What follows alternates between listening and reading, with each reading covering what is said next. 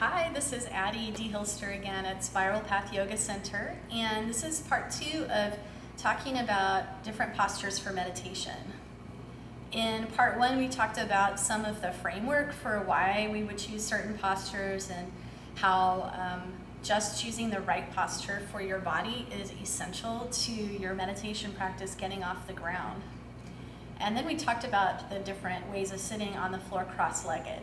So I would encourage you to go back and watch that one if you want to sit cross-legged or you didn't see that one yet.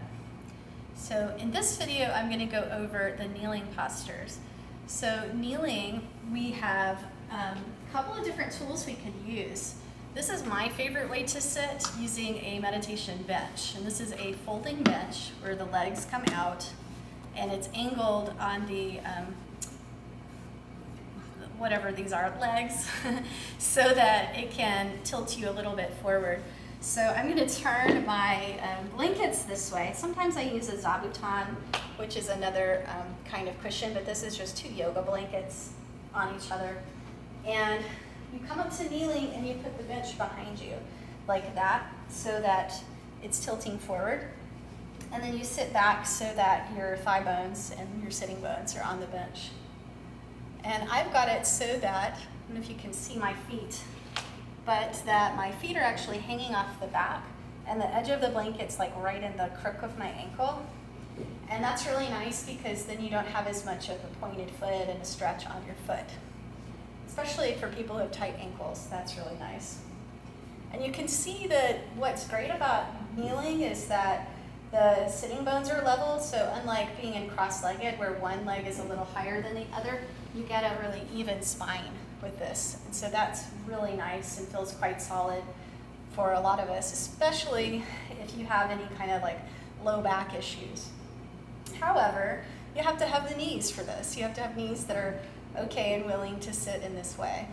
So assuming you do, the bench is a really great option, and they even make ones with longer bench legs on them, so you could give that a try to have a little bit less of a bend in the knee if you're close but you're not really sure your knees can do it.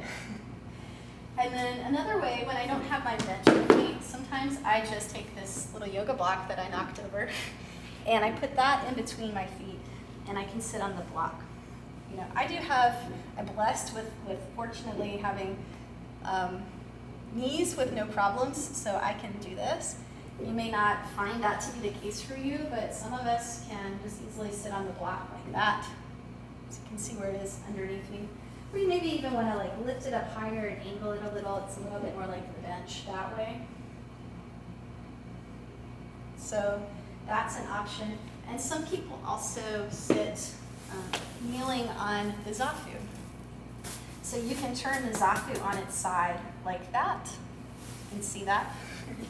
Like this, and you can come up and kneel over that. It's not quite as stable as, say, like a bench or something, but if you're someplace where this is all that's available and kneeling is your go-to posture, this will work. The other thing I like to do in kneeling is you can tell if you have shorter arms like I do, that sometimes the arms will kind of slide down and you end up in this slouch. So I usually like to take a blanket, I'm going to borrow one from underneath me, and it could be a cushion or whatever you've got, but a little blanket is good. It can roll up and rest your forearms on like that.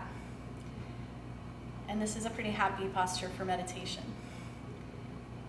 Okay, so let's pause there, and then I'll come back with a third video, and that'll be on how to sit in a chair. So thank you for watching. Namaste.